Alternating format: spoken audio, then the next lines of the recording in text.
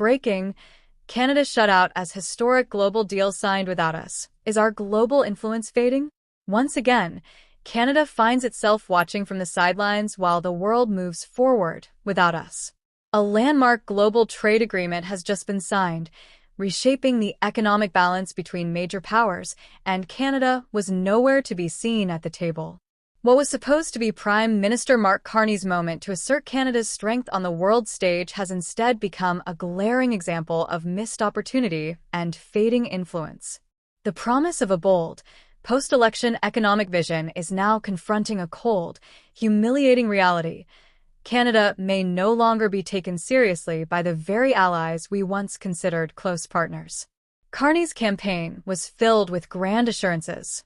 He sold himself as the man who could restore economic confidence, rebuild global trust, and reassert Canada's independence from foreign influence.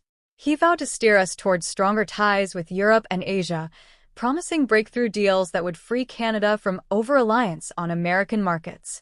But after months of diplomatic fanfare and big talk, those promises remain just that, talk. The United States has now inked a historic agreement with the European Union, unlocking new markets, investment access, and energy exports. Meanwhile, Canada is still stuck in stalled negotiations, left out in the cold without a seat at the table or a signature on the page. This exclusion isn't just symbolic, it carries massive economic consequences. As the U.S. moves to deepen its energy exports and manufacturing footprint in Europe, Canada faces the very real threat of being economically outpaced. And to make matters worse, rising U.S. tariffs, some potentially as high as 35% on Canadian steel, aluminum, and auto parts, now loom large on the horizon.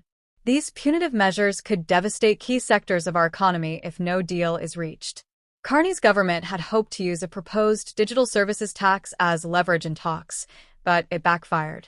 Instead of gaining ground, it triggered retaliatory threats and further stalled negotiations. Now, with pressure mounting, Ottawa is scrambling. Carney and his senior advisors have quietly walked back the digital tax and are trying to restart dialogue with Washington. But insiders admit they're no longer seeking a sweeping trade win. They're just hoping to find a landing zone to stop the bleeding and avoid economic isolation. That's not the confident leadership Canadians were promised. It's crisis management disguised as diplomacy. On the home front, Carney has tried to pivot. He rolled out the One Canadian Economy Act to reduce trade barriers between provinces and increase labor mobility. He also introduced consumer-friendly tax measures, cutting income taxes for the lowest bracket, eliminating the GST on first-time home purchases, and scrapping the federal carbon tax on fuel. These moves were clearly designed to win back some trust and stimulate domestic growth. But even his supporters admit that internal reforms can't replace the benefits of being part of major global trade frameworks. Being inward-focused when the world is globalizing faster than ever is not a winning strategy. Public frustration is growing. People are feeling the squeeze, whether it's in rising grocery prices, uncertainty about jobs, or the sense that Canada just doesn't command the same respect it once did. Businesses are nervous. Investors are hesitant. And workers in key industries like manufacturing, agriculture, and tech are wondering if they're going to be left behind. Carney might talk about long-term resilience, but most Canadians are concerned about the short-term reality of declining competitiveness. Carney's rhetoric of no bad deals is wearing thin. He insists he won't rush into agreements that hurt Canadian sovereignty or values, but at some point, the refusal to engage becomes self-defeating. The world is not waiting for Canada to get its act together. Deals are being made, supply chains are being reorganized, and countries are securing their future positions. Without us, even traditional partners like the UK are now expanding elsewhere, focusing on relationships that produce tangible benefits. Meanwhile, Conservative leader Pierre Poilievre is hammering Carney in Parliament and in the press. He's accusing the government of prioritizing empty slogans over real results. According to him, Canada doesn't need more virtue signals or long-winded speeches. It needs access to markets, energy exports, and trade partnerships that actually produce jobs and paychecks. Poilievre argues that under Carney, Canada has become more isolated, not less, and that it's the working class paying the price for this failure of leadership. And he's not wrong to point to Parliament itself as part of the problem. Carney doesn't have a majority, and every move he makes is subject to political bartering. He needs to constantly negotiate with the NDP, the Bloc, and even reluctant Liberals in his own caucus just to keep his government stable. That's made it nearly impossible to move quickly or decisively on foreign policy and trade, especially when high-stakes diplomacy requires unity and speed.